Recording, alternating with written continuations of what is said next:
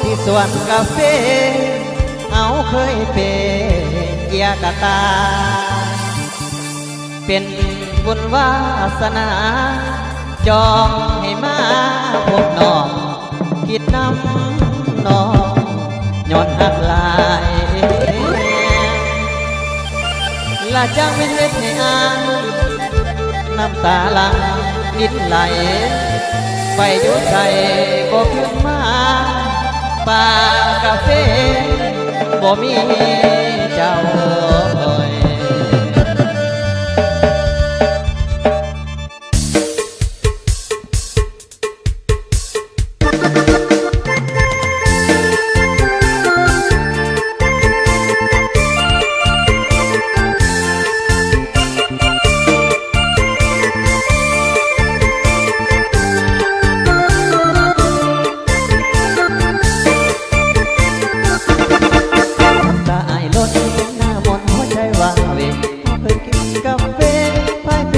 ตานำกัน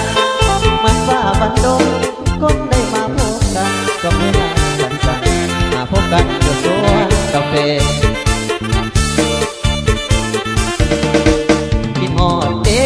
กินหอดน้องแก้วเก็บมากาแฟบ่แล้วจักว่าแซวไปใส่ได้ยินเขาสาว่าน้องไปนำเสียยังบ้าให้นำห้องให้น้ำตาไหลอยู่สวนกาแฟ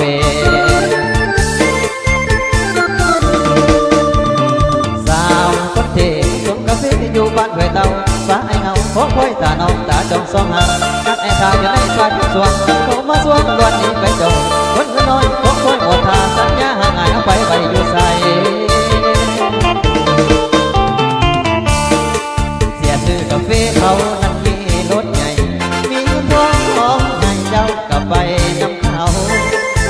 สวนกาแฟอยู่ที่บ้านห้วยเต่าจิบสวนกาแฟอยู่ที่บ้านห้วยเต่าผู้ว่านอนต้องสร้างว่าให้พวกเราน้ำตาไหลนองมากาแฟสุกอีกเป็นหัวซองให้นั่งคอยคองน้องด้วยใจอ้างว่าจะไม่สัญญาว่าสิเก็บกาแฟกาแต่วันนี้นวลนาจะทางดูใสออกมาบ้านห้วยเต้าเกียรติเมืองฟ้าซองได้พบนวลน้องตอนมาเก็บกาแฟความสัมพันธ์กันยังโอเคคิดว่าเป็นบุพเพวาสนาได้มาพบพา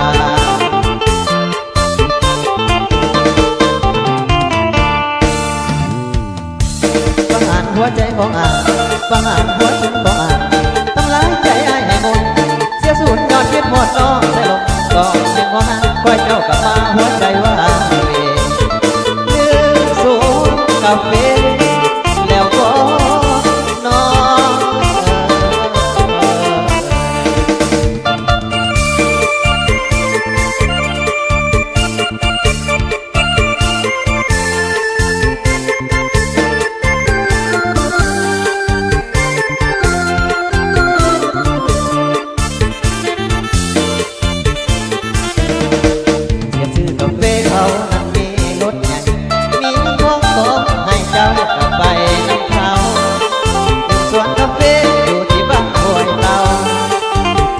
กาแฟอยู่ที่บ้านห้วยเต่า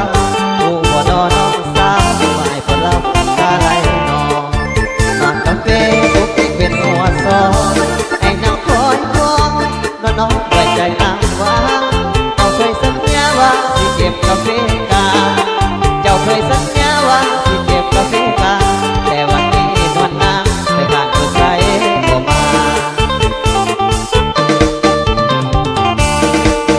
บ้านห้วยเต่าเขตเมืองปากซองได้พบนวลน้องตอนมาเก็บกาแฟมีความสัมพันธ์หักกันอย่างโอเคคิดว่าเป็นบุพเพบุญวาสนาได้มาพบผ่าน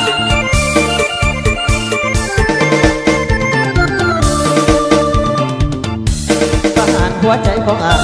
ทำร้ายใจ